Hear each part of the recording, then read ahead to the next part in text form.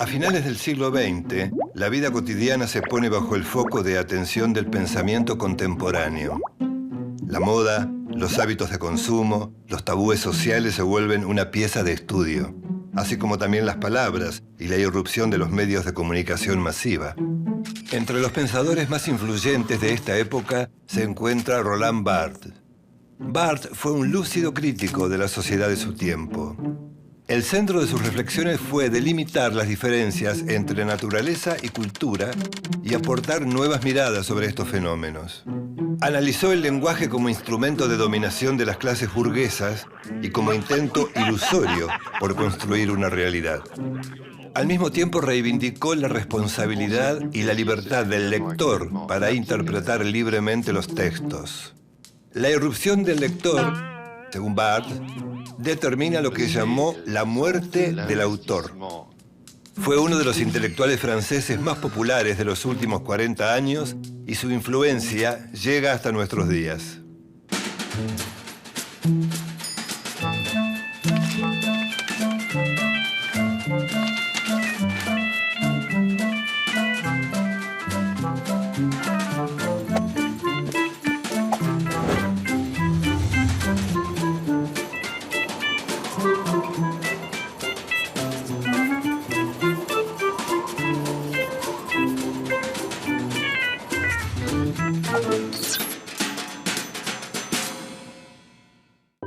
Roland Barthes nació en Cherburgo, Francia, el 12 de noviembre de 1915.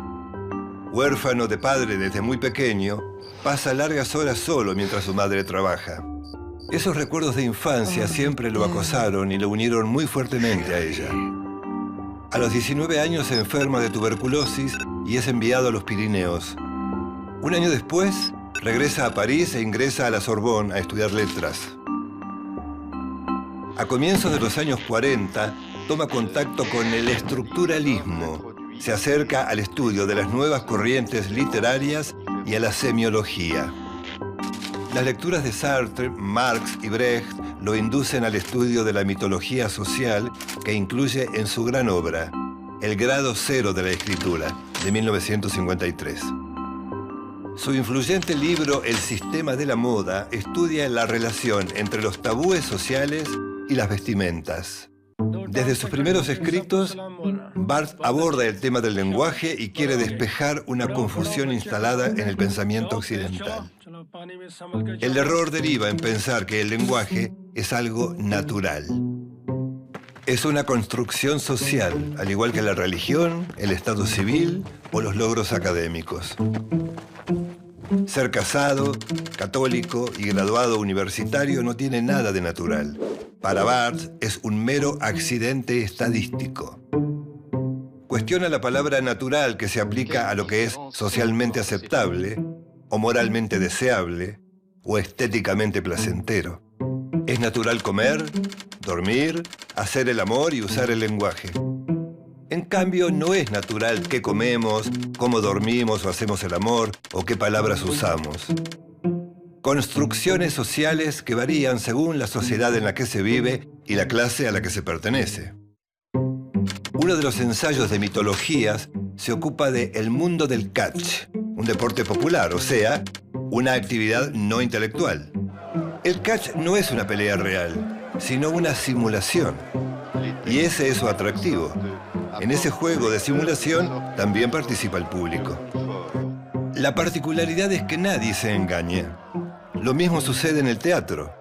Un espectador sabe que el actor que hace de Otelo quizá no sea negro y con seguridad no matará a la actriz que encarna a Desdémona. Catch y teatro ponen en escena signos. Y los signos no tienen un contenido real. Un luchador de catch le pega a otro luchador y lanza un grito. El luchador que cae hace gestos de dolor, pero no son reales, son solo efectos. Lo mismo sucede con los gestos y actitudes en la vida cotidiana, porque todas las formas de comunicación son artificiales, funcionan dentro de una estructura. Y la estructura funciona solo porque vivimos en sociedad. Es decir, dentro de la estructura social, las relaciones están reguladas por normas. Saludamos de determinada manera y marcamos nuestro enojo no respondiendo las llamadas.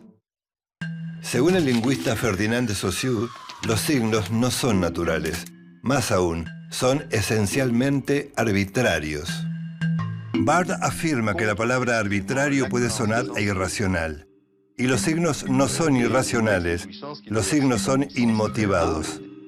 Los semáforos indican cuándo uno debe detenerse o seguir. No hay ninguna relación entre el color verde y seguir, ni el color rojo y parar. Es una convención. La misma convención puede verse en los luchadores de catch. El malo suele ser feo, desleal y desagradable y provoca la repulsa del público. El bueno es un caballero esbelto, viste de manera atractiva, respeta las reglas y goza del favor del público. En su libro El sistema de la moda, Barthes profundiza sus estudios sobre estos signos, las convenciones y sus significados. Pone como ejemplo al artista rebelde que se viste con jeans gastados y un suéter viejo en una convención cuidadosamente justificada. Estas convenciones en el vestir están determinadas por los tabúes del artista. Los tabúes señalan que ciertas ropas crean una imagen de nosotros a los ojos de los demás. Estas reflexiones se agrupan en lo que se da en llamar la semiología de la vida cotidiana. Según Barthes, ella es una escuela de honestidad intelectual. Todos deberíamos aceptar que los signos mediante los cuales proyectamos nuestra imagen son una expresión de una elección consciente. Esta postura de Barthes se asemeja a la idea de mala fe que desarrolla Jean-Paul Sartre. Sartre decía que los seres humanos nacen libres y saben que lo son, pero a veces no asumen sus responsabilidades e intentan culpar a sus padres o a la sociedad de sus desdichas. Describe este fenómeno como mala fe. La semiología de la vida cotidiana de Barthes se acerca a esa idea sartreana de la libertad. Todos somos libres, pero no nos animamos a ejercer esa libertad. Esa libertad se aplica a qué vestimenta usamos y también a la forma de hablar que elegimos, a los lugares que frecuentamos o a los círculos a los cuales pertenecemos. En su libro Elementos de Semiología, Barthes ataca la tendencia a considerar el lenguaje como un medio neutral de comunicación. Esto puede verse más claramente en la literatura. Los textos literarios no tienen un significado final, comprensible y aceptado por todos. Son signos y como tal pueden ser interpretados. Cuando leemos una novela tomamos contacto con personajes y situaciones ficticias que no existen.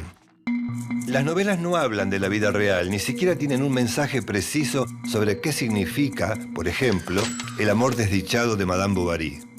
Según Barthes, la claridad de un texto literario no puede ser considerada una virtud como interpreta la tradición cultural. La virtud de un texto está precisamente en que sea una lectura dificultosa y poco comprensible. Por eso Barthes ataca al realismo como escuela literaria. El realismo es una idea burguesa que acepta que el mundo puede ser descrito de manera fidedigna. Barthes denuncia la resistencia de la crítica académica a la ambigüedad del lenguaje literario. La escritura literaria, según Barthes, es simbólica. Por lo tanto, no puede ser del todo clara. Tampoco tiene que cargar con las ataduras históricas o biográficas, por ejemplo, que tal historia desgraciada se debe a que el autor había enviudado. Para Barthes existen tres herramientas formales de las que se vale el escritor: la lengua, el estilo y la escritura. La lengua es un objeto social por definición. Es una convención compartida, por lo tanto, no es un lugar de compromiso para el escritor. El estilo es la expresión de su mitología personal.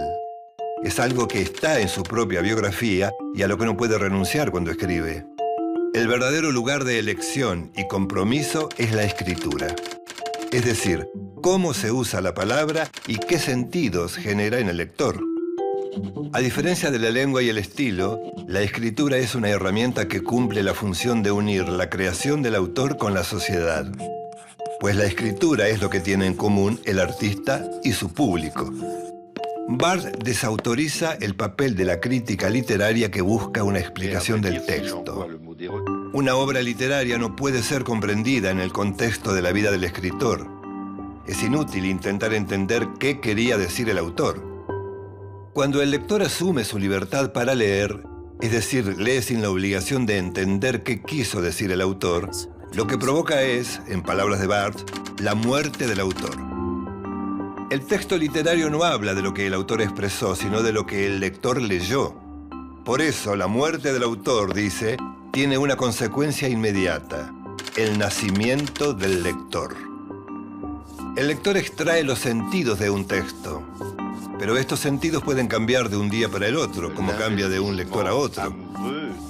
Sostiene que la libertad del lector es lo que da sentido a un texto. Y en eso no interviene la intención del autor ni lo que los críticos llaman contenido.